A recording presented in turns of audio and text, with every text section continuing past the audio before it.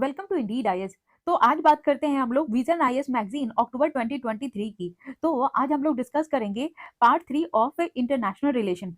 इससे पहले मैंने पॉलिटी का सारा आर्टिकल्स कवर किया हुआ है, part 1, part 2, part 3 and part 4 में, वो आप जाकर देख सकते हैं। और मैंने इंटरनेशनल रिलेशन का भी पार्ट 1 और पार्ट 2 कवर किया हुआ है। उसमें मैंने मेजर आर्टिकल जो बड़े बड़े हैं और इंपॉर्टेंट आर्टिकल है वो कवर किया हुआ है। और आज हम लोग पार्ट 3 कवर करेंगे। तो चलिए देखते हैं हम लोग कौन कौन सा आर्टिकल हम लोग कवर करेंगे। तो ये सारे जो पॉलिटी के आर्टिकल्स है वो मैंने कवर किया हुआ है। और ये जो है इंटरनेशनल रिलेशन का, ये जो इजराइल हमास वॉर है वो कवर किया हुआ है। इंडिया कनाडा रिलेशन वो भी कवर किया हुआ है। साउथ इंडिया साउथ कोरिया वो भी कवर किया हुआ है। और आज हम लोग कवर करेंगे India Maldives, United nation human right council, और बाकी के जो कुछ आर्टिकल बच रहे हैं वो हम लोग पार्ट 4 में डिस्कस करेंगे। तो चलिए आर्टिकल स्टार्ट करते हैं। तो चलिए हम लोग इंडिया और मालदीव्स आज डिस्कस करते हैं और देखते हैं ये न्यूज में क्यों है। अभी क्या है, मालदीव्स में न्यू प्रेसिडेंट का इलेक्शन हुआ है और उन्होंने ये जो end of presence of Indian troops है उसके खत्म करने की बात की है। और उन्होंने जब इलेक्शन लड़ा था तो उनका जो प्री पोल प्रॉमिस था कि वो लोग तो वो जैसे ही जीतेंगे वो इंडिया का जो ये जो ट्रूप्स है और इंडिया की जो मिलिट्री है मालदीव्स के बॉर्डर पे वो हटा देंगे। और उन्होंने कैंपेन भी चलाया था इसके लिए कि इंडिया आउट कैंपेन। और अब और ज्यादा न्यूज में क्यों है, क्योंकि ये जो इंडिया आउट कैंपेन है वो ये प्रोग्रेसिव पार्टी ऑफ मालदीव्स है उन्होंने स्टार्ट किया था और उन्होंने बहुत इंपॉर्टेंट रोल प्ले किया है। और जो रिसेंट जो इलेक्टोरल विक्ट्री हुआ है वो अगेंस्ट हुआ है एमडीपी पार्टी के खिलाफ, और वो जीत भी गए हैं। और ये जो कैंपेन है वो स्ट्रांगली अपोज कर रहा है जो ये जो मिलिट्री वहां पे प्रेजेंस है और मालदीव्स के उसके लिए। अब ये तो बहुत चिंताजनक वाली बात है, क्योंकि और ऐसा वो इसलिए कर रहे हैं क्योंकि उनको लगता है कि जो मालदीव्स है उनके जो अगर वहां पे इंडियन का जो मिलिट्री रहा तो उसके लिए तो उस वजह से उनकी जो सुवेरेनिटी है वो खतरे में पड़ सकती है। इसीलिए उन्होंने स्टार्ट किया है इंडिया आउट कैंपेन। और ये भी देखते हैं क्या, it began a response to India's gift of two Dhruv advance light helicopter in 2010 and 15। और इंडिया ने है ना उनको गिफ्ट के तौर पे दिया था। और तभी से वहां पे जैसे ये जो ध्रुव है जो एडवांस लाइट हेलीकॉप्टर है तो उसी के साथ मिलिट्री भी गए थे। तो वो वहीं पे वो मिलिट्री है ना वो ये जो हेलीकॉप्टर है वो जो यहाँ की आर्मी है वो अच्छे से वहां पे देख रेख कर रहे हैं और रन कर रहे हैं। और वो चाहते हैं कि जो वहां पे मिलिट्री है मालदीव से कि वहां से हट जाए। और ये जो हेलीकॉप्टर है वो is provided for purpose like मेरी टाइम वेदर सर्विलांस। और इंडिया ने वहां पे ये हेलीकॉप्टर भेजने का क्या रीजन था कि उससे वहां का जो मेरी टाइम वेदर सर्विलांस है वो करते रहे, और ये जो ओशियन का सर्च एंड रेस्क्यू जो प्रोग्राम है और ऑपरेशन है वो उसकी देखरेख करते रहे। और वहां पे अभी जो है ना 70 इंडियन मिलिट्री पर्सोनल मेंटेन है वहां पे, और वहां पे 70 मिलिट्री वहां पे रहती है। और इंडिया ही वहां का जो जितने भी खर्च है वहां के मिलिट्री के, या फिर जो वहां पे रडार लगा हुआ है और जो रडार स्टेशन है या सर्विलांस एयरक्राफ्ट है उसका जो खर्च है वो इंडिया ही स्पॉन्सर करता है। और इंडिया जो है वो हेल्प करता है जो वहां पे पेट्रोल मार्च होता है या पेट्रोलिंग में जो मालदीव्स के एक्सक्लूसिव इकोनॉमिक जोन है उसमें भी हेल्प करता है। तो ये सारे जो है ना हेल्प करता है, इसीलिए इंडिया ने मालदीव्स पे अपनी ये जो मिलिट्री है तो वहां पे लगाए हुए हैं, क्योंकि वो ये इंडिया है एज अ बिग ब्रदर की तरह एक्ट करता है। और वो चाहता है कि वहां पे कोई दिक्कत ना हो, और फिर ये इंडिया की भी नजर रहेगी कि कुछ एक्सटर्नल कोई हरकत तो नहीं हो रही है वहां पे जो जितने भी इंडिया के मिलिट्री है उस वजह से। तो अभी देखते हैं ये जो, और अब ये इंडिया आउट कैंपेन क्यों चल रहा है और उसका रीजन क्यों है और रीजन क्या है। तो ये देखते हैं ये जो इंडिया चाइना का जियो पॉलिटिकल डायनामिक जो मालदीव्स में रहा है कि अभी क्या है, ये जो नए वाले जो प्रेसिडेंट आए हैं वो ज्यादा इंक्लाइंड है चाइना की तरफ। इसीलिए वो चाह रहे हैं कि इंडिया आउट कैंपेन लगे और इंडिया का वहां से जो मिलिट्री अगर हट जाएगी तो फिर वो लोग क्या करेंगे, वो चाइना को बुला लेंगे। और ये जो इंडिया जैसे ही वो जगह खाली करेगा तो वो चाइना चाहेगी कि मैं उस जगह को फिल करूं। और ये जो इंडिया चाइना का जियो पॉलिटिकल डायनामिक है वो देखते हैं मालदीव्स में अभी 2008 में, और 8 से 2013 तक ये जो कॉर्डियल बिगनिंग था। और उसमें क्या था कि फर्स्ट डेमोक्रेटिक गवर्नमेंट आई थी 2008 में, और ये जो है ना फ्रेंडली रिलेशन भी डेवलप हुआ था। और इन्हांस्ड हुआ था सिक्योरिटी कॉपरेशन विद इंडिया। और उसके बाद ये जो डॉर्नियर एयरक्राफ्ट है और ये जो पेट्रोल बोट है फॉर मेरीटाइम में और रेकोनेंस है और सर्विलांस है वो भी स्टार्ट हुआ था। और फिर उसके बाद आते हैं 2013 से 18 तक, तो वहां पे क्या स्ट्रेंड टाइज था कि वहां पे जो वो इंडिया के भी पक्ष में थे और जो चाइना थे चाइना के भी पक्ष में थे। तो ये जो पीपीएम वाली जो गवर्नमेंट थी उनकी जो सरकार आ गई थी, won the election and the elected president वो थे अब्दुल्ला यामीन और pursued crack down on democracy. और फिर वो लोग वो उनका जो था कि ये डेमोक्रेसी नहीं चाहते थे तो उन्होंने डेमोक्रेसी को हटा दिया था और ग्रोइंग प्रॉक्सिमिटी टू चाइना, और वो चाइना की तरफ ज्यादा इंक्लाइन थे। तो इसीलिए और इंडिया डेमोक्रेटिक कंट्री है इसीलिए चाहती है कि वहां पे भी डेमोक्रेसी रहे। पर ये जो अब्दुल्ला यमीन थे उन्होंने क्या किया, ये डेमोक्रेसी को हटा के और ये जो प्रॉक्सिमिटी स्टार्ट कर दिया चाइना के साथ, और जो ये एंटी इंडिया का ये जो है ना वहां पे स्लोगन चलने लगा। और जो वहां के जो और जो ये जो इंडिया है और मालदीव्स का ये जो रिलेशन है ना वो डेटोरिएट होने लगा और rhetoric for domestic political purposes. और ये जो है ना उसके लिए और ये जो एंटी इंडिया के खिलाफ जैसे कि इंडिया आउट कैंपेन हो गया या फिर बहुत सारी चीजें हैं वो पॉलिटिकल पर्पस की तरह यूज करने लगे। फिर क्या हुआ, during the period of Maldives से चाइना ये जो फ्री ट्रेड एग्रीमेंट जो साइन हुआ तो उसके बाद तो वो लोग और ज्यादा इंडिया के खिलाफ हो गए, क्योंकि मालदीव्स और चाइना का फ्री ट्रेड एग्रीमेंट पास हो गया। अब देखते हैं 2018 से 13 तक कैसा रहा ये रिन्यूड इंगेजमेंट, मतलब कि इंडिया और मालदीव्स का फिर से अच्छा रिलेशन डेवलप होने लगा। फिर से ये जो एमडीपी जो गवर्नमेंट थी वो जीत करके आई और उन्होंने ये स्टार्ट किया इंडिया फर्स्ट पॉलिसी कि इंडिया को हम सबसे ऊपर रखेंगे और सबसे आगे रखेंगे। और उन्होंने स्टार्ट किया ये जो इकोनॉमिक है और डिफेंस कॉपरेशन इंडिया के साथ। और उन्होंने ये जो है इंडिया जो जिसके लिए, लेकिन इसके बाद भी इंडिया है ना हमेशा कंसर्न में रहता है, क्योंकि ये लोग चाइना से भी कंटिन्यू अपना जो इन्वेस्टमेंट है और जो जितने ट्रेड है वो लोग कर ही रहे थे। क्योंकि अभी हमने पढ़ा कि इंडिया और मालदीव्स और चाइना का फ्री ट्रेड एग्रीमेंट हो गया था। तो जब इंडिया के साथ इन्होंने इकोनॉमिक और डिफेंस कॉपरेशन साइन किया तब भी ये लोग चाइना के साथ ट्रेड कर ही रहे थे। और ये जो चाइनीज इन्वेस्टमेंट है मालदीव्स में वो भी कंटिन्यू था। और उसी से ये जो policy aimed to mend the strain ties between two nation, और ये जो पॉलिसी है उसी की वजह से इंडिया और मालदीव्स का ये जो रिलेशन है ना वो मतलब ये अच्छा और खराब और 50-50 चल रहा है। और देखते हैं ये मालदीव्स के बारे में थोड़ा। तो ये जो मालदीव्स का पोजीशन कैसा है, ये नॉर्दर्न इंडियन ओशन में पड़ता है और इसका जो है और keep it in the vicinity of water petrol by Indian navy और वॉरशिप। और वहां पे जो है इंडियन नेवी है और वो देख रेख करती है। और ये जो है 70 नॉटिकल माइल्स है किससे, मिनिकॉय आइलैंड से, एंड 3 नॉटिकल माइल्स है वेस्टर्न कोस्ट से। तो ये इस साइड पड़ता है तो ये 300 की दूरी पे है, और यहाँ पे लक्षद्वीप आइलैंड पड़ता है। और तो उससे जो है ये 70 नॉटिकल माइल्स का डिस्टेंस है। और ये रहा ये मालदीव्स, और ये जो माले है इसकी कैपिटल है। और इस तरफ है श्रीलंका, इधर हो गया आपको बे ऑफ बंगाल, और ये अरेबियन सी, और ये वेस्टर्न घाट, और ये है ईस्टर्न घाट।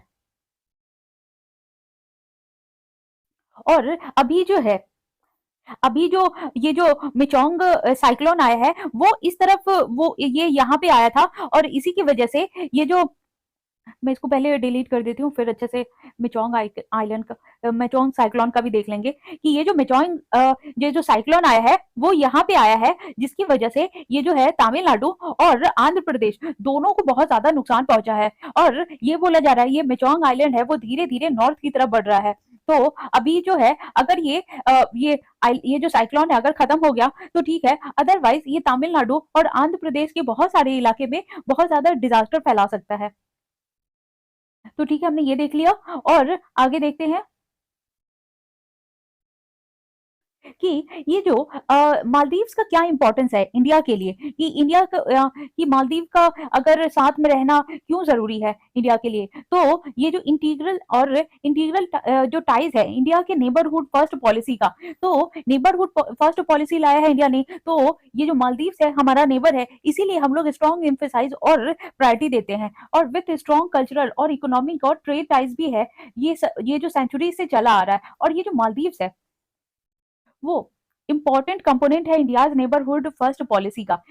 और ये भी देखते हैं, ये जो मालदीव्स जो है वो मेंबर है south Asian association for regional cooperation. तो ये इंडिया और मालदीव से ये जो सार्क है उसमें भी दोनों ही मेंबर है, और ये स्ट्रैटेजिक लोकेशन भी है मालदीव्स का। तो Maldives act as a strategic link between major Indian Ocean check points और इंक्लूडिंग गल्फ ऑफ एडन और Strait of Hormuz and Strait of Malacca. तो ये ऐसा क्यों कहा जा रहा है? और क्योंकि ये जो मालदीव्स का ये जो है, तो यहाँ ही से क्या होता है, ये इंडोनेशिया वगैरह भी कनेक्ट करती है, इधर से यूरोप भी कनेक्ट होता है, और फिर ये जो बांग्लादेश है, म्यांमार है और चाइना है, वो सब भी कनेक्ट करते हैं। और ये जो बात की जा रही है गल्फ ऑफ एडन की, तो गल्फ ऑफ एडन समवेयर यहाँ पे पड़ता है। तो उससे क्या होता है, ये जो मिडिल ईस्ट है और जो यूरोप है और ये सारी जो कंट्रीज है ना वो ये जुड़ती है। फिर उसके बाद ये जो बात की जा रही है स्ट्रेट ऑफ हर्मुज, तो स्ट्रेट ऑफ हर्मुज है वो इधर साइड ये जो अफ्रीका आता है, तो अफ्रीका से ये जो इस टाइप का ये, और यहाँ पे भी ये जो कनेक्टिविटी होती है तो उससे भी बहुत सारे ये जो कॉन्टिनेंट है वो अटैच होते हैं। तो एक पाथ निकल के आता है, ये जो सी का या मरीन का जो पाथ है जहां से ट्रेड होता है। इसलिए ये जो मालदीव्स है, स्ट्रेट ऑफ मलक्का है, स्ट्रेट ऑफ हॉर्मूज है और गल्फ ऑफ एडन है, तो ये सारे जो चेक पॉइंट है वो बहुत इंपॉर्टेंट है, क्योंकि मेजर जो ट्रेड होता है और जो रूट है वो यहीं से होके जाता है, और इससे क्या होता है कि अदर कंट्रीज का भी कनेक्टिविटी वो कनेक्ट होते हैं। अब इसका जो लोकेशन है वो सिग्निफिकेंट है। India was 95% of trade by volume, and ये जो 68% ऑफ ट्रेड बाय वॉल्यूम ये जो इसी के द्वारा आते हैं इंडियन ओशियन से। और ये जो और थ्रेट और ये फर्स्ट लाइन ऑफ डिफेंस भी है, और due to its proximity to India, अगर Maldives serve as a first line of defence against various maritime और थ्रेट, तो ये जो है मालदीव्स है वो क्या करता है, फर्स्ट लाइन ऑफ डिफेंस की तरह काम करता है। अगर इसको कुछ हुआ तो फिर वो ना, अगर चाइना या अदर कंट्री कोई भी अगर मालदीव्स पे अपना पकड़ बना लेती है तो उसके लिए इंडिया पे रिच और इंडिया तक रिच करना ज्यादा मुश्किल नहीं होगा। इसीलिए ये फर्स्ट लाइन ऑफ डिफेंस की तरह एक्ट करता है।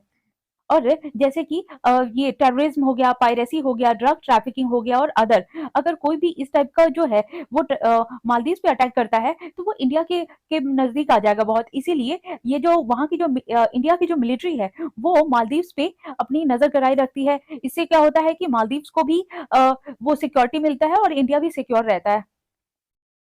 और reducing influence of China in the IOR, और आईओआर क्या है, इंडियन ओशियन रीजन। और ये जो है ना beyond diplomatic and trade partnership, China has begun a consistent military presence in Indian Ocean region. और इसीलिए एक one of the main point ये भी है जिसकी वजह से इंडिया अपना जो मिलिट्री है वो वहां से हटा नहीं रहा है, क्योंकि चाइना अभी क्या कर रहा है, लगातार वो है ना अपना मिलिट्री का प्रेजेंस दिखा रहा है इंडियन ओशियन रीजन पे।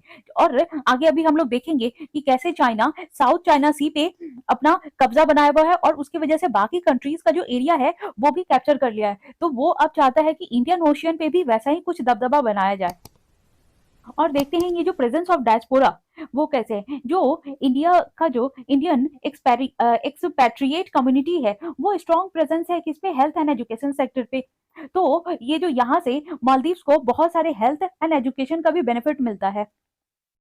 अब देखते हैं importance of India for Maldives.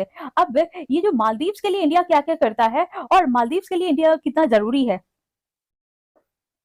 और जैसे रिकॉग्निशन ऑफ मालदीव्स है, India was among the first to recognise Maldives after its independence in 1965 and to establish diplomatic relation with the country. अब जब ये 1965 में मालदीव से इंडिपेंडेंट हुआ था तो इंडिया ही फर्स्ट था जिसने उसको इंडिपेंडेंट कंट्री रिकॉग्नाइज किया था।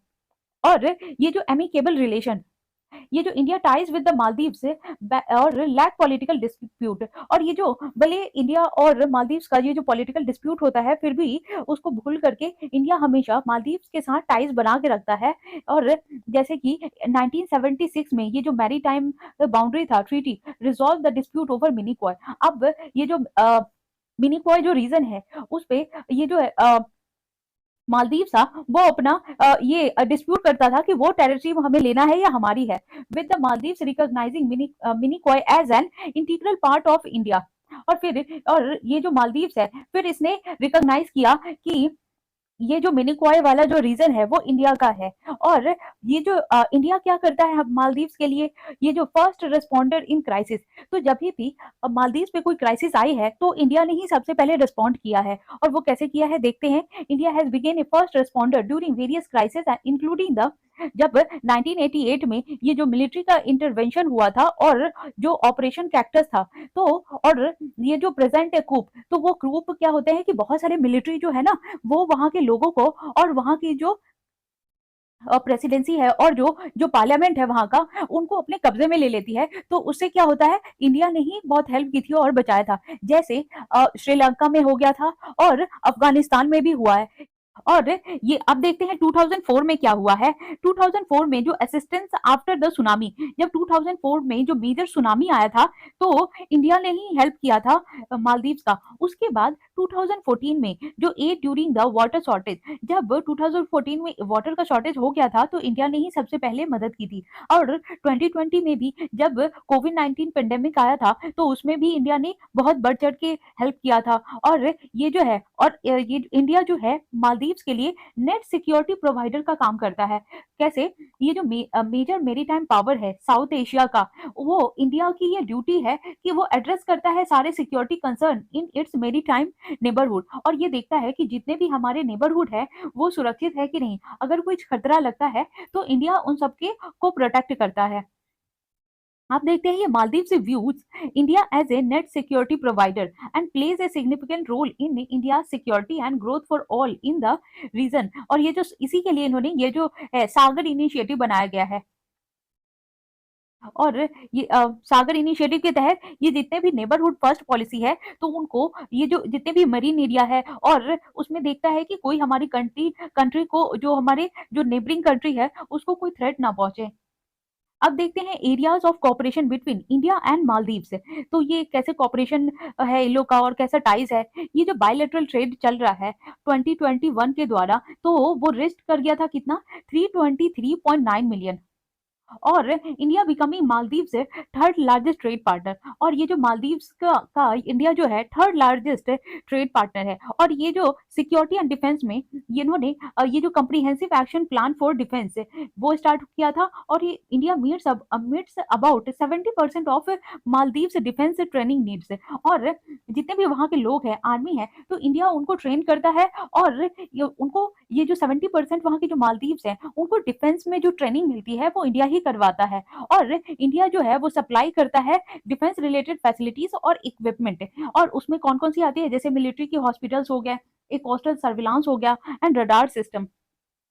और India is building a new coast guard. और इंडिया ने एक नया कोस्ट गार्ड भी बनाया है जिसको उथुरु थीला फाल्हू बोलते हैं, और यूटीएफ अटोल। वो ये नया ये जो न्यू कोस्ट गार्ड बना है इंडिया के द्वारा। और ये दोनों इंगेज भी हैं एक ज्वाइंट मिलिट्री एक्सरसाइज में, उसको कहते हैं एक्वेरिन। और ये दोनों पार्टिसिपेट करते हैं एक साथ humanitarian assistance and disaster relief exercise में। और ये लोग कॉपरेट भी करते हैं कोलंबो सिक्योरिटी कॉन्क्लेव। तो इनका दोनों का कॉपरेशन है इसमें। और ये जो कोलंबो सिक्योरिटी कॉन्क्लेव है वो स्टार्ट किया गया था 2011 में। और इसमें क्या है, ये ट्राइलेटरल मैरीटाइम सिक्योरिटी ग्रुप है। और ये ट्राइलेटरल कहने का क्या मतलब, क्योंकि इसमें 3 कंट्रीज हैं, और वो 3 कंट्री कौन है, इंडिया, श्रीलंका एंड मालदीव्स। और बाद में इसमें मॉरिशस भी ऐड हो गया था। अब देखते हैं ये डेवलपमेंट कॉर्पोरेशन कैसे है। इंडिया ने इस्टेब्लिश किया है इंदिरा गांधी मेमोरियल हॉस्पिटल वहां पे, और इंस्टीट्यूट फॉर टेक्निकल एजुकेशन वो भी स्टार्ट किया है, जिसमें faculty of hospitality and tourism studies. तो ये टूरिज्म और हॉस्पिटैलिटी के बारे में पढ़ाया जाएगा। और national college for police and law enforcement भी स्टार्ट हुआ है वहां पे। और इंडिया प्रोवाइड करता है ग्रांट टू मालदीव ताकि वो लोग high impact community development project उसमें भी ये बना सके। अब ये जो इंफ्रास्ट्रक्चर प्रोजेक्ट है, तो इंडिया जो सपोर्ट करता है ये एयरपोर्ट रीडेवलपमेंट में, रोड एंड लैंड रिक्लेमेशन में, ये सारी चीजों में भी इंडिया बहुत हेल्प करता है मालदीव्स का। और वहां का जो ये ग्रेटर माले कनेक्टिविटी प्रोजेक्ट है वो भी डेवलप किया गया है इंडिया के द्वारा। और इसमें जो है मालदीव्स जो लार्जेस्ट इंफ्रास्ट्रक्चर प्रोजेक्ट और ये भी बनाया जा रहा है इंडिया के द्वारा। और ये जो है और ये जो कंस्ट्रक्शन किया जा रहा है 6.74 किलोमीटर जो ब्रिज एंड कॉजवे लिंक जो कनेक्ट करता है किसको, कैपिटल माले से 3 अदर जो एडजेसेंट कोस्ट है उसको। तो ये सारी चीजें बनाई जा रही हैं इंडिया के द्वारा। अब ये टूरिज्म का देखते हैं, ये 2023 में इंडिया जो है leading source of market for Maldives से। अब जैसे कि देखते हैं कि जितने भी लोग हैं, स्पेशली जितने भी सेलिब्रिटीज हैं, वो ये जितना भी हॉलीडे होता है तो वो लोग मालदीव ही जाते हैं। तो इंडिया का जो है, इंडिया से मालदीव से टूरिज्म में बहुत ज्यादा अर्न करता है। और both the countries have an open skies arrangement, और ये दोनों कंट्री जो है ओपन स्काईज अरेंजमेंट में इन्वॉल्व है, और एक बायलैटरल एग्रीमेंट भी साइन किया है इन्होंने, जो कि और फैसिलिटेशन ऑफ वीजा अरेंजमेंट और grant A visa free entry for tourism, medical and business purposes. तो अगर बिजनेस के लिए जाना हो या फिर मेडिकल के लिए या फिर ये जो टूरिज्म के लिए, तो इन दोनों ने वीजा फ्री एंट्री रखा हुआ है, जिसके लिए अब आपको वीजा नहीं लगता। और उसी तरह से अभी रिसेंट में बहुत सारी कंट्रीज ने वीजा फ्री कर दिया है, क्योंकि अभी जो है वो न्यू ईयर आने वाला है और न्यू ईयर में सारे लोग घूमने के लिए जाते हैं। तो सारी कंट्रीज ने अभी ये जो सारे वीजा फ्री बना दिया है ताकि लोग आराम से जा सके, जैसे कि बाली हो गया, श्रीलंका हो गया, अभी बात चल रही है कि इंडोनेशिया भी, और ये जो फिलीपींस, ये सारी कंट्रीज भी ओपन करेगी वीजा फ्री, जिससे बहुत सारे लोग हैं ना वो ऐसे इजिली पासपोर्ट के थ्रू ही जा सकते हैं, ताकि उनका जो ये जो वो जो कंट्री है जो मेनली टूरिज्म पे ही चलती है और उनका जीडीपी उसी से हाई होता है, तो इसका जो इंडिया के लोग वहां जाएंगे तो उनके जीडीपी में ग्रोथ होगा। और उसी तरह मलेशिया ने भी ये वीजा फ्री कर दिया है, ताकि अभी ये जो न्यू ईयर आ रहा है तो वहां पे उनका, और वो लोग पूरा जो है मलेशिया, वो अभी पूरा अपने कंट्री को उसी तरह से रीमॉडल कर रहा है कि जो बाहर कंट्री से टूरिस्ट लोग आए और अट्रैक्ट हो, और उसी से उनकी जीडीपी भी इनहांस होगी। तो अब देखते हैं चैलेंजेस क्या है इनके रिलेशन में। तो ये जो इनएबिलिटी इन द कंट्री, और ये जो कंट्री में ये इनएस्टेबिलिटी है, इनएस्टेबिलिटी इन द कंट्री, ये जो मालदीव्स का जो सिविल सोसाइटी है वो नेसेंट स्टेज पे है और faces challenges like religious extremism, drug abuse और लेबर मार्केट इश्यूज। और इसकी वजह से जो इंडिया और मालदीव्स का जो गुडविल ये जो है ना अफेक्ट कर सकता है। और एंटी इंडिया सेंटिमेंट, अभी पहले तो क्या था, ये इंडिया फर्स्ट पॉलिसी लेके आए हुए थे, और लेकिन अभी क्या है, एंटी इंडिया सेंटिमेंट चल रहा है वहां पे। जो रिसेंट इलेक्टेड जो गवर्नमेंट है वो कंसीडर कर रहे हैं प्रो चाइना को, और उसकी वजह से ये जो प्रेसिडेंट है वो जो अभी इलेक्ट होकर के आए हैं वो अपनी सारी जो विलिंगनेस है और सारी अच्छाई या डिक्लिनेशन या पूरा जो है सपोर्ट वो चाइना की तरफ दिखा रहे हैं। तो उसकी वजह से ये लोग जो मालदीव्स के लोग हैं या मालदीव्स के जो प्रेसिडेंट है जो न्यूली इलेक्टेड है, वो कैंसिल कर रहे हैं वेरियस एग्रीमेंट जो इन्होंने, जो पहले के जो गवर्नमेंट थे जिन्होंने इंडिया फर्स्ट पॉलिसी चलाया था, तो वो जो एग्रीमेंट बनाया था, तो अभी ये जो नए वाले जो इलेक्टेड प्रेसिडेंट है वो सारे ये जो एग्रीमेंट है उसको कैंसिल कर रहे हैं। अब ये देखते हैं ये जो मालदीव्स पे ये इन्फ्लुएंस ऑफ चाइना हो गया है, मतलब कि चाइना का इन्फ्लुएंस बहुत बढ़ गया है मालदीव्स पे, और मालदीव्स है वो एक इंपॉर्टेंट पर्ल बन गया है इन चाइना। और उसी को ये जो चाइना ने क्या बोला है, स्ट्रिंग ऑफ पर्ल्स स्ट्रैटेजी। तो उसके देखते हैं चाइना जो क्या कर रहा है, वो सीज कर रहा है opportunities amid domestic political changes in regain lost ground and strengthen its security and economic foothold. और उसकी वजह से क्या है कि ये जो posing security threat to India, और उसका एक मेजर रीजन ये भी है कि इंडिया जो भी एग्रीमेंट करता है या जो भी ट्रेड या फिर जो भी एग्रीमेंट बनाता है, तो उसको ना बहुत ज्यादा डिले कर देता है। तो उसकी वजह से क्या है, जो भी कंट्रीज जिसके साथ इंडिया ने अपना बायलैटरल ट्रेड बनाया है या फिर टाइज किया है, तो वो कंट्री अपना ये अल्टरनेटिव देखने लगती है। उसी तरह से मालदीव्स के साथ भी हुआ है। तो मालदीव्स अपना अल्टरनेटिव देख रहा है चाइना के साथ, क्योंकि जो भी पहले की गवर्नमेंट के साथ इंडिया ने जो एग्रीमेंट बनाए थे या टाइज किया था वो एक भी फुलफिल उतना नहीं हुआ है। अब ये जो है, और ये जो नेक्स्ट पॉइंट यही है, डिले इन प्रोजेक्ट कंप्लीशन। और historically India suffer from A negative image of having an implementation problem. मतलब इंडिया क्या करता है, वो बढ़ चढ़ के पूरा बोल तो देता है कि मैं ये ट्रेड लाऊंगा, मैं ये आपके साथ पॉलिसी ये करूंगा, और ये इंफ्रास्ट्रक्चर में डेवलप होगा, आपको इतना फंड देंगे, लेकिन उसमें से होता कुछ भी नहीं है। इसीलिए बाकी सारी कंट्रीज जो है, या फिर होता भी है तो बहुत डिले कर देते हैं ये लोग। तो जो बाकी कंट्रीज है वो अपना अल्टरनेटिव देखने लगती हैं। अब होना क्या चाहिए, वे फॉरवर्ड में देखते हैं। ये जो अलाइंग एंटी इंडिया नोशन है, मतलब कि अभी ये लोग जो इंडिया से कट रहे हैं, तो India has to work on perception management. तो इंडिया को ना परसेप्शन मैनेजमेंट करना चाहिए मालदीव्स के साथ, और कम्युनिकेट करना चाहिए to people that Indian assistance, जैसे को वैक्सीन मैत्री उसमें हेल्प दिया है, एंड और will bring more benefit to people of Maldives, और बहुत सारा बेनिफिट भी ये देंगे इंडिया मालदीव्स को।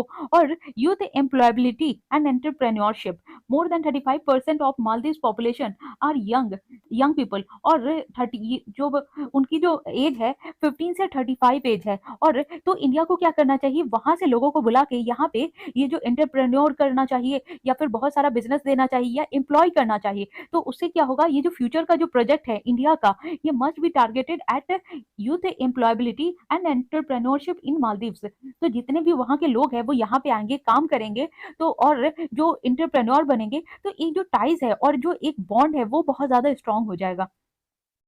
और ये भी बोला जा रहा है कि अर्ली कंप्लीशन ऑफ प्रोजेक्ट, तो जितना भी इंडिया जो प्रोजेक्ट बनाता है या टाइज करता है तो उसमें डिले कर देता है। तो अगर ये जितने भी किसी के भी साथ ये मैं बात कर रही हूँ अभी ये मालदीव्स का, लेकिन अगर इंडिया किसी भी कंट्रीज के साथ जो टाइज करता है या प्रोजेक्ट बनाता है तो उसको टाइम पे खत्म करना चाहिए। भले वो 10 प्रोजेक्ट ना बोले, लेकिन एक दो ही बोले और वो टाइम पे खत्म कर दे, तो वो जो कंट्री है उनके साथ इंडिया का टाइज अच्छा हो सकता है।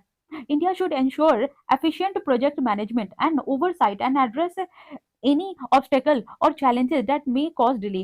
तो इंडिया जो है वो प्रोजेक्ट का मैनेजमेंट या ओवरसाइट अच्छे से नहीं करता है, जिसकी वजह से ये जो प्रोजेक्ट है और उसमें दिक्कतें आती हैं और चैलेंजेस आता है, और उसकी वजह से वो डिले हो जाता है। और ये देखते हैं कि इंगेजिंग विथ न्यू गवर्नमेंट, और ये जो गवर्नमेंट है और इंगेजिंग विद न्यू गवर्नमेंट, तो ये जो नया गवर्नमेंट जो अभी इलेक्ट होकर के आया है तो उससे इंडिया को इंगेज करना चाहिए। और India should continue project it initiated under the previous government while working out a new approach to engage with current government. और ये जो करंट गवर्नमेंट है उनसे इंडिया को इंगेज करना चाहिए, बात करना चाहिए, और ये जो नया अप्रोच लाना चाहिए, और जो पुराना जितने भी जो पुराने गवर्नमेंट के टाइम इन्होंने जो प्रोजेक्ट बनाने की बात की थी उसको ये इनको कंप्लीट करना चाहिए।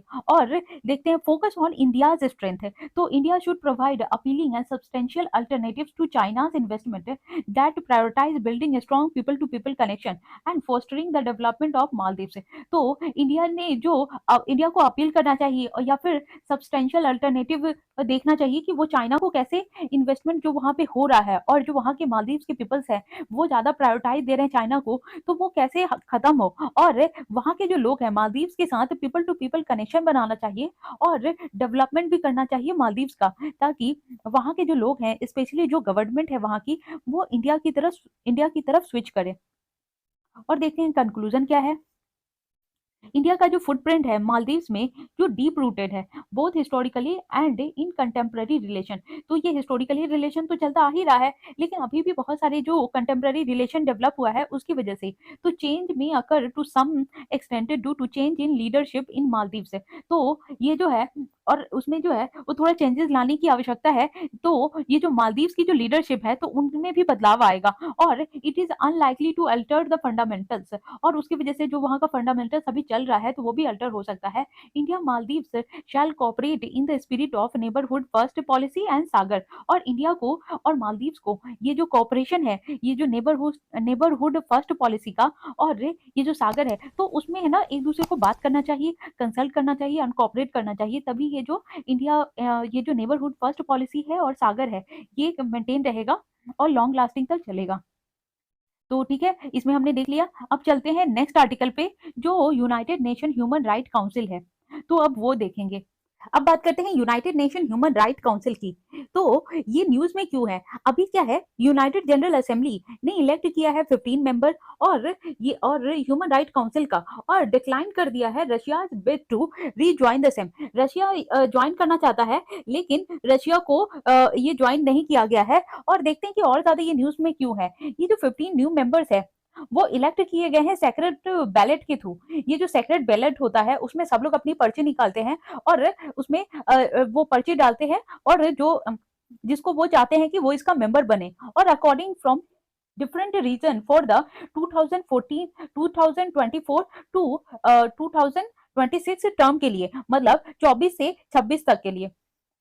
और ये जो कंट्रीज है इनको मिनिमम 97 वोट्स चाहिए होता है टू गेट इलेक्टेड। अगर इनको 97 वोट्स कम से कम मिला और तो ये इलेक्ट हो जाएंगे। और Russia was competing against Albania and Bulgaria for 2 seats representing the east European regional group. और ये ईस्ट यूरोपियन रीजनल ग्रुप के लिए ये compete कर रहा है।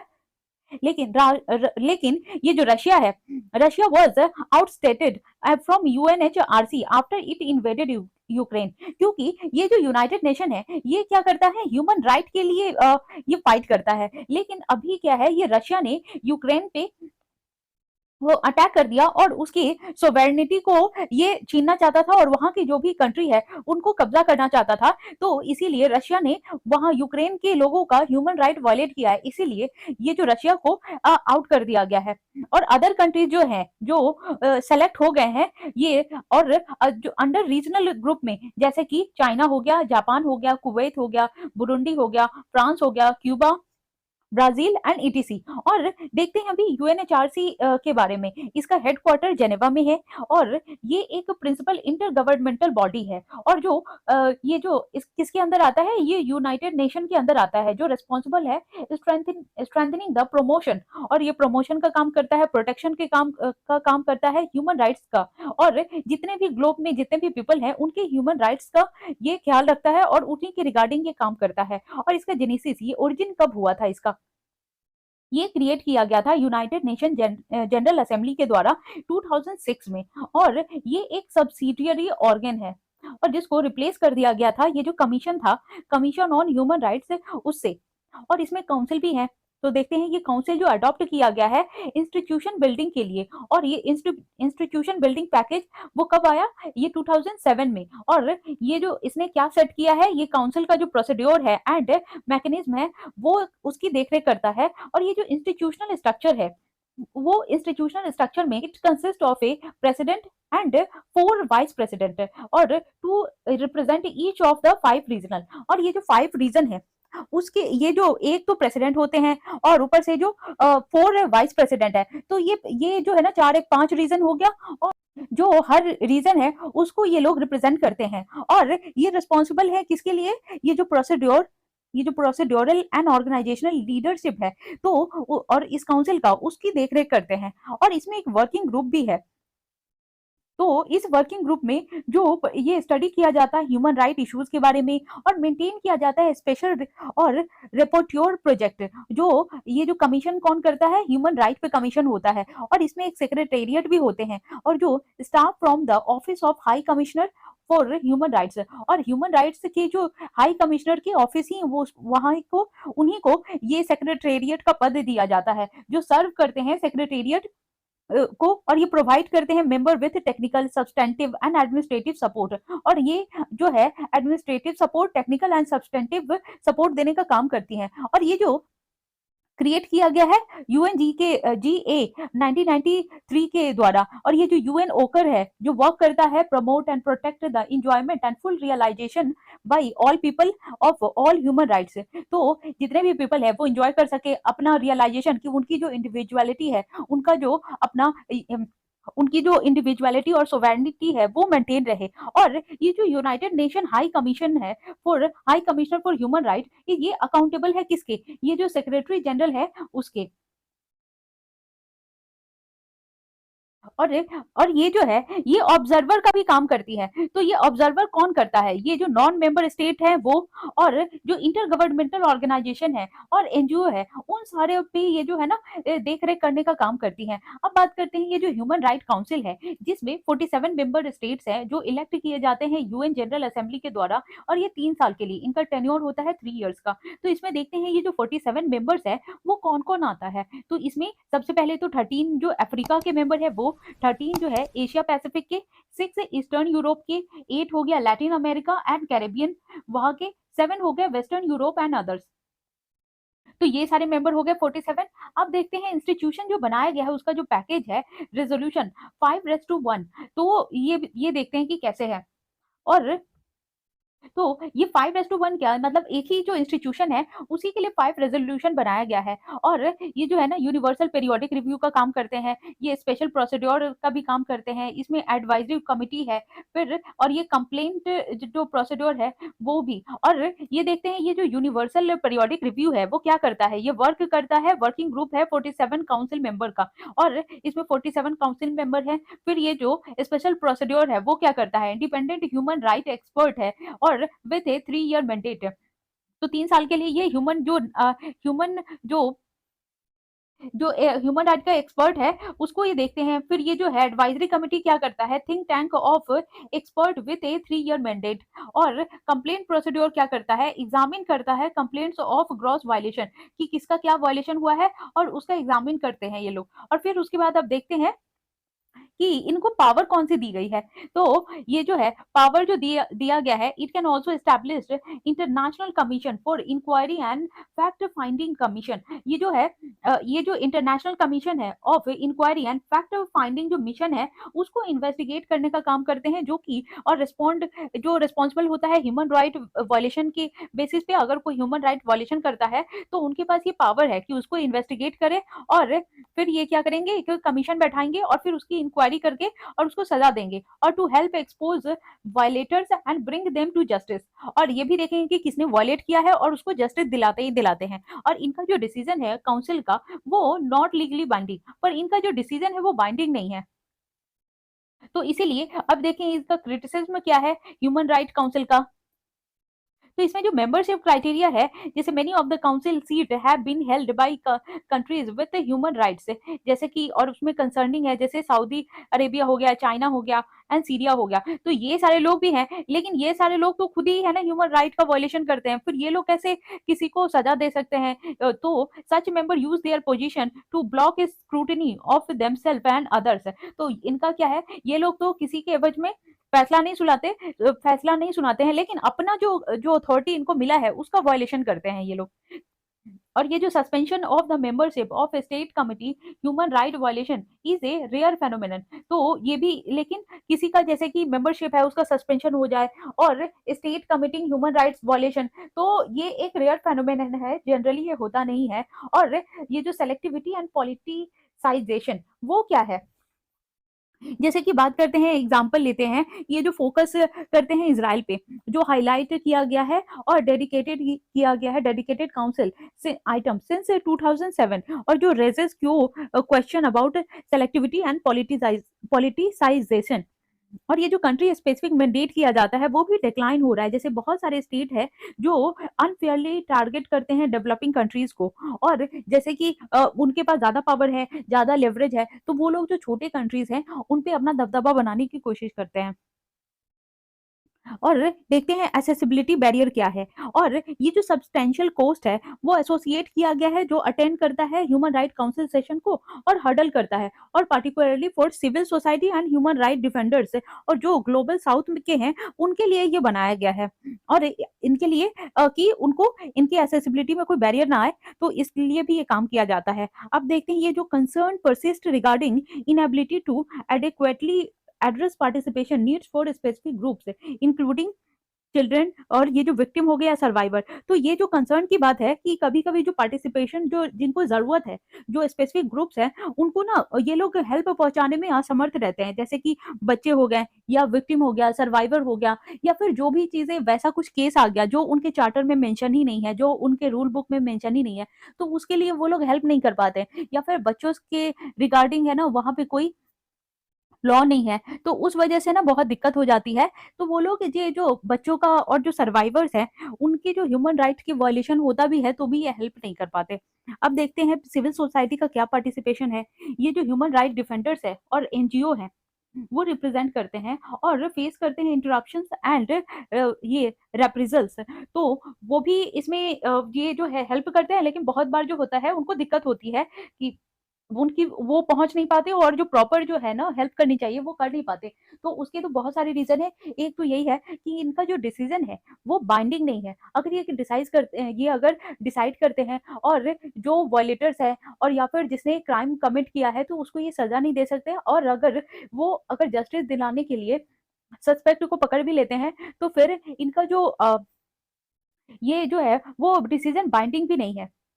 तो ठीक है, अब आगे देखते हैं कि एडिशनली ये जो यूएन एनजीओ कमिटी है वो एक्यूज करता है not effectively following the accreditation process for civil society organisation. और ये जो अफेक्ट करता है क्रेडिबिलिटी ऑफ दीज ऑर्गेनाइजेशन, कहने का मतलब ये जो यूएन कमिटी है वो भी इफेक्टिवली वर्क नहीं करता, तो उसकी ये जो क्रेडिबिलिटी है जिसके लिए ये जो मकसद है इस ऑर्गेनाइजेशन को बनाने का वही फुलफिल नहीं होता। तो इसके वजह से भी ये भी दिक्कत वाली बात है। और देखते हैं इम्प्लीमेंटेशन डेफिशिएंसीज है कि इम्प्लीमेंट करने में क्या क्या दिक्कत आती है और ये हो क्यों नहीं पाता, क्योंकि ये नॉन बाइंडिंग रिकमेंडेशन है और countries with poor human rights record and easily dismiss recommendation from UPR since they are not binding. तो कहने का मतलब यही है जो हमने पहले डिस्कस किया कि अगर ये लोग किसी जो विक्टिम है उसको सपोर्ट करने के लिए और जो जो कल्पिट है उसको पकड़ भी लेते हैं, लेकिन फिर भी है ना वो सजा इफेक्टिवली नहीं मिल पाता है, क्योंकि इनका जो डिसीजन है वो बाइंडिंग नहीं है।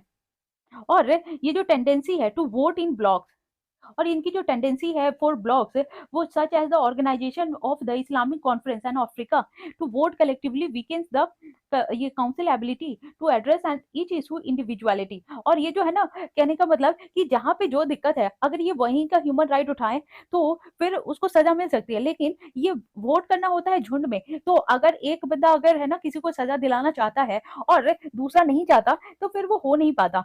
जैसे कि एक एग्जांपल है कि ये जो यूएनएससी है और बहुत सारे जो इंस्टीट्यूशन है, तो बहुत सारी कंट्रीज है वहां पे टेररिस्ट ग्रुप बहुत है, लेकिन ये जो सबके पास वीटो पावर है, तो अगर कोई ये जो टेररिस्ट ऑर्गेनाइजेशन है उसको अगर ये टेररिस्ट करार करना चाहते हैं लेकिन दूसरा कंट्री अगर अपोज कर देता है तो फिर वो नहीं कर पाते। तो ये सारी दिक्कत होती है। अब देखते हैं ये वे फॉरवर्ड क्या है। ये जो जैसे कि इन्हांसिंग क्रेडिबिलिटी, उनका जो क्रेडिबिलिटी है, उनकी जो काम करने की तरीका है और क्रेडिट है वो बढ़ाना चाहिए। और there is a need for deeper scrutiny of candidate country, ये जो कंट्रीज है जितने भी कंट्री ये जो कंट्रीज इससे जुड़े हुए हैं उनको डीपर स्क्रूटनी बढ़ाने की जरूरत है। And human right record for और human right record of council member throughout their terms.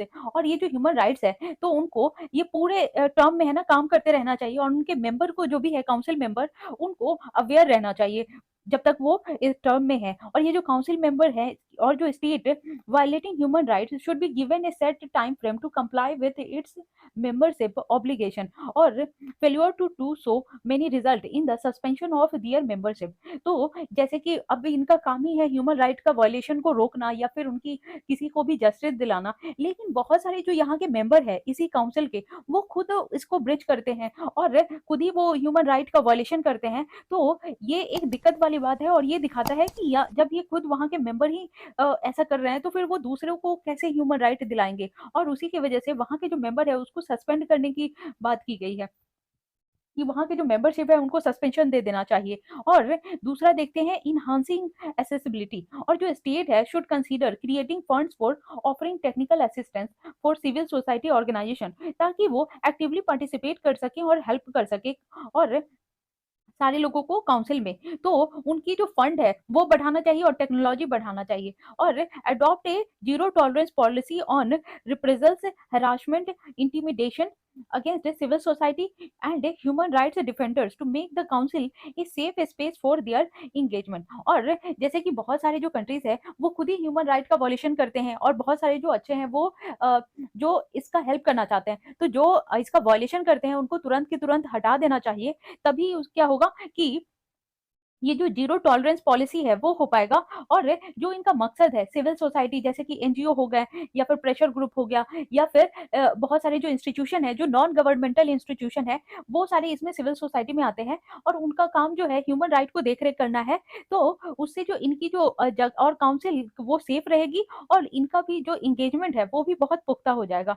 अब देखते हैं ये जो accreditation for of civil society, ये जो है ना revamp the UN NGO committee, और ये जो यूएनओ ये यूएन एनजीओ कमिटी है वो एक्रेडिशन सिस्टम को by moving it from diplomats to qualified professional experts. और इसमें क्या है कि ये जो कमिटी की बात की गई है, तो जैसे वहाँ पे क्या है डिप्लोमेट्स हैं जो एडमिनिस्ट्रेशन के तौर पे चलते हैं और कि अगर जैसे और फिर वहाँ उसको चेंज करके वहाँ पे जो क्वालिफाइड प्रोफेशनल एक्सपर्ट हैं, मतलब कि एक डिप्लोमेट्स हुआ जो जनरलाइज़ होता है, लेकिन अगर ये बात कर रहे हैं क्वालिफाइड प्रोफेशनल एक्सपर्ट का कि जो जिस चीज़ में स्ट्रॉन्ग है, जैसे कोई टेक्नोलॉजी में बहुत ज़्यादा स्ट्रॉन्ग है, तो वो टेक्नोलॉजी सेक्टर के लिए उसी को रखा जाना चाहिए। जो एनवायरनमेंट सेक्टर में बहुत स्ट्रॉन्ग है, तो वो जैसे जितने भी हो वो लेक्चरर है या फिर जो बॉटनिस्ट है, फिजिसिस्ट है या फिर जूलॉजिस्ट है या फिर जो साइंटिस्ट है जो उसमें इन्वायरमेंट में उन्होंने बहुत अच्छा किया तो उनको रखना चाहिए या हर सेक्टर के जो भी एक्सपर्ट है ये उनको रखने की बात की जा रही है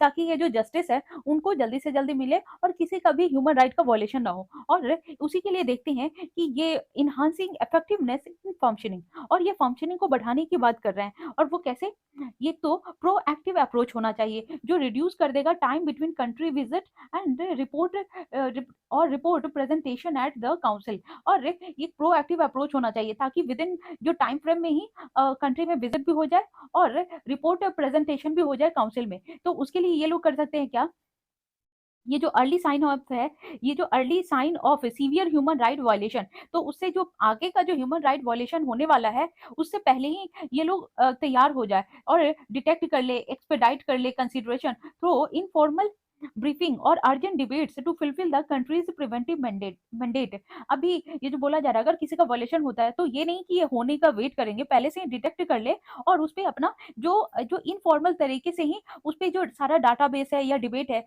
उसको छानबीन करके और ये जो प्रिवेंटिव मैंडेट है वो लेना चाहिए ताकि कोई बड़ा दिक्कत ना हो आगे और ये जो कोऑपरेटिव अप्रोच है जैसे कि make human right standard central to the planning and delivery of all human operations है तो ये बोला जा रहा है कि ये जो प्लानिंग और डिलीवरी होना चाहिए ये सारे ह्यूमन ऑपरेशंस का वो बहुत जरूरी है और ये जो है ना तभी सब और ये तभी हो पाएगा जब सबका आपस में क्लोजर रिलेशनशिप होगा between HRC human right council फिर यूनाइटेड नेशन सिक्योरिटी काउंसिल और ये जो रीजनल ह्यूमन राइट बॉडीज हैं उनका अब देखते हैं ये इनहांस विजिबिलिटी और उससे क्या होगा ये जो बेटर कम्युनिकेट काउंसिल मैकेनिज्म है वो बढ़ेगा और ये जो आउटकम है to a wide range of stakeholders जो वर्क करता है एट द लोकल नेशनल और रीजनल लेवल पे वो फिर वो बढ़ेगा तो अभी ये हो तो आज यहीं तक रहने देते हैं अदरवाइज ये वीडियो बहुत लंबी हो जाएगी तो आज हमने डिस्कस किया ये जो ये इंडिया एंड मालदीव्स का रिलेशन एंड यूनाइटेड नेशन ये जो ह्यूमन राइट काउंसिल है उसको और ये जो साउथ चाइना सी है उसको हम नेक्स्ट वाले वीडियो में डिस्कस करेंगे तो अभी के लिए इतना ही रहने देते हैं एंड आप लोग ये दोनों आर्टिकल को देखिए और इसको डिटेल में बताया गया है तो आप अच्छे से पढ़िए और समझिए और एक दो बार जब ये सुनेंगे ना तो आपको अच्छे से दिमाग में बैठ जाएगा so thank you very much और आप इसी तरह से लाइक करते रहिए शेयर करते रहिए एंड सब्सक्राइब करते रहिए सो थैंक यू